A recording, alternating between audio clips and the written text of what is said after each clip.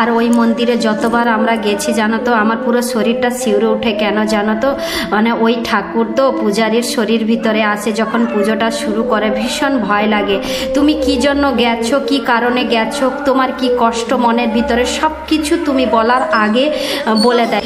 আর এখানে শনি মন্দিরে পুজো দিতে এলে এখানে কিন্তু প্রসাদ দেওয়া হয়, প্লাস প্রসাদ খেয়েও যাওয়া হয়, প্লাস বাড়িতেও প্রসাদ নিয়ে যাওয়া হয়। Hello friends, welcome back to my channel Shivani lifestyle. Good afternoon সবাইকে। তোমরা সবাই কেমন আছো? আশা করি তোমরা সবাই ভালো আছো, আমরাও ভালো আছি। তো এখন বাজে দুপুর 3টে।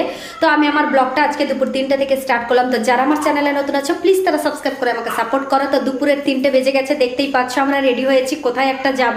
তো বলে দিই আমরা এখনই রেডি হয়েছি, শনি মন্দিরে যাব। আজকে যেহেতু শনিবার, তো শনি মন্দিরে গিয়ে পুজো দিতে যাব। তো কালকে ফল আর সব নিয়ে চলে এসেছিলাম, বাড়িতে আছে। এখনই রেডি হয়ে পড়েছি, এখনই যাব। কিন্তু এই মেঘ দেখে যা ভয় লাগছে, তো তোমাদেরকে কি বলবো, তোমরাও মেঘটা দেখলে অবশ্যই বুঝতে পারবে যে ভয়টা কেন লাগছে। ছাতা হাতে নিয়ে বেরোচ্ছি, যা হবে দেখা যাবে। বাবা, ছাতা তো হাতে নিয়েই দাঁড়িয়ে আছে, আমি তো জানি না, আমি চেয়ারের উপরে রেখেছিলাম, ছাতা হাতে নিয়েই দাঁড়িয়ে আছে। তো যা হবে সব কিছু তো তোমাদের সঙ্গে শেয়ার করবো অনেকদিন পরে। জানো তো আজকে একসঙ্গে মিলে মন্দিরে যাচ্ছি, তাও শনি মন্দিরে। অনেকদিন পর যাচ্ছি, এর আগে তো তোমাদের ব্লগে মানে একদিন আগে শেয়ার করেছিলাম, আরও একবার যাচ্ছি। তো ভালোভাবে ক্লিয়ার করে তোমাদের সঙ্গে শেয়ার করব। চলো তাহলে বেশি দেরি না করে ঝটপট করে চলে যাই, না কি বলো? চলো।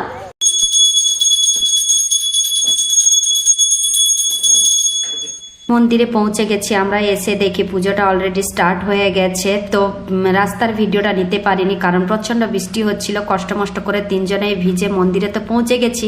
কিন্তু এসে দেখি পুজোটা শুরু করে দিয়েছে।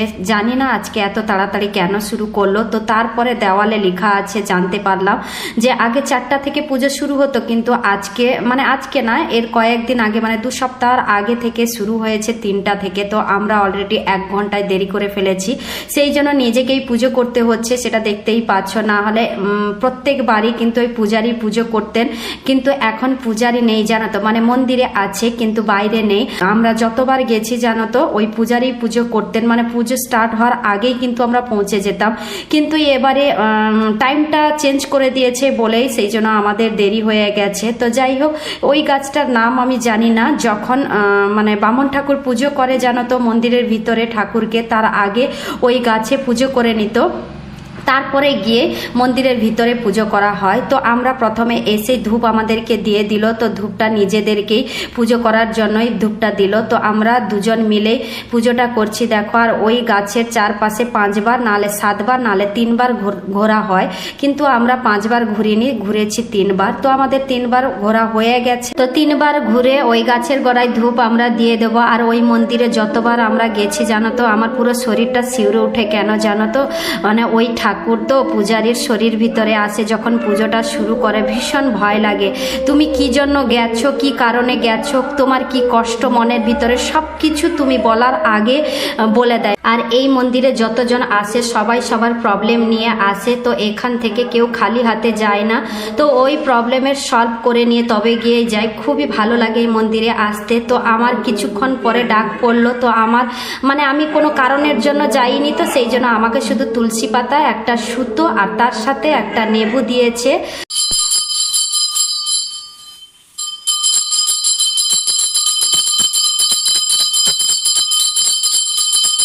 ওই নেবুটা শরবত করে খেয়ে নিতে বলেছে বাড়িতে।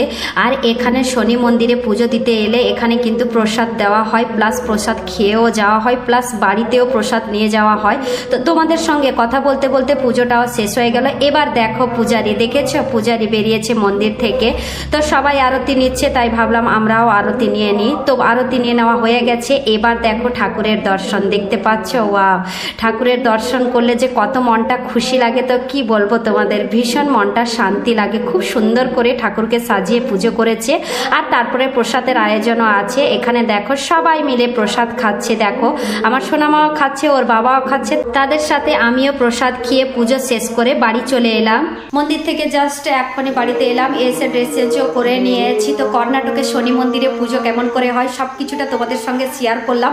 কেমন লাগলো অবশ্যই কমেন্ট করে জানাবে। তো আজকের ব্লগটা এই পর্যন্ত। তোমাদের যদি ভালো লেগে থাকে তাহলে তোমরা লাইক করবে, কমেন্ট করবে, শেয়ার করবে, সাবস্ক্রাইব অবশ্যই করবে।